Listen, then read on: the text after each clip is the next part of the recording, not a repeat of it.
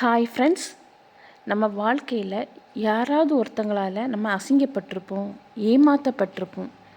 இதெல்லாம் குறித்து ஐயோ நம்ம இப்படி அசிங்கப்பட்டுட்டோமே, ஏமாற்றப்பட்டுட்டோமே அப்படின்னு சொல்லி நிறைய நாள் மனசுக்குள்ளே அந்த கவலை வச்சிட்ருப்போம். நான் சொல்கிறேன், அசிங்கப்படுறதும் ஏமாற்றப்படுறதும் நல்லது தாங்க.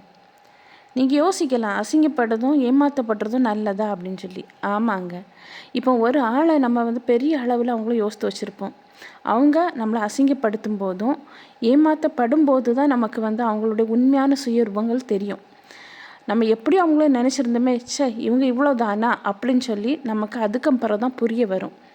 இப்படி அசிங்கப்படும் போதும் ஏமாற்றப்படும் போதும் என்ன ஆகும்னா, நமக்குள்ளே ஒரு திறமை இருக்கும், நமக்குள்ளே ஒரு சக்தி இருக்கும், நமக்குள்ளே ஒரு சிந்தனை திறமைகள் வெளியே வரும். இதை நம்மளை ஒரு புது மனுஷியாக இந்த உலகத்துக்கு காண்பிக்கும்.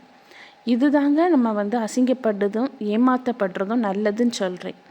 ஏன்னா இந்த அசிங்கமும் ஏமாற்றமும் வந்ததுனால தான் நம்ம ஒரு மனுஷியாக இந்த உலகத்துக்கு காண்பிக்க நம்ம அறிவில் இருக்கிற அந்த அறிவு திறமை, சிந்தனை திறன்லாம் அசிங்கப்பட்ட பிறகு, ஏமாற்றப்பட்ட பிறகு தான் வெளியே வரும். நம்மளை ஒரு புது மனுஷனை உருவாக்க தான் இந்த அசிங்கங்களும் ஏமாற்றங்களும். அதனால் அசிங்கப்படுவது நல்லதுக்கு, ஏமாற்றப்படுவது நல்லதுக்கு. நிறைய பாடங்கள் நம்ம இதில் கற்றுக்குவோம். அதனால் அசிங்கப்பட்டுட்டோம், ஏமாற்றப்பட்டுட்டோம்னு சொல்லி புலம்பதை விட்டுட்டு, எதனால நீங்கள் அசிங்கப்பட்டீங்களோ, எதனால நீங்கள் ஏமாற்றப்பட்டீங்களோ அதை ஒரு சவாலை எடுத்துக்கிட்டு அதில் நீங்கள் வாழ்ந்து காணிக்கணும். அதனால் உங்கள் வாழ்க்கையில் அசிங்கமும் ஏமாற்றமும் நல்லதுக்கே.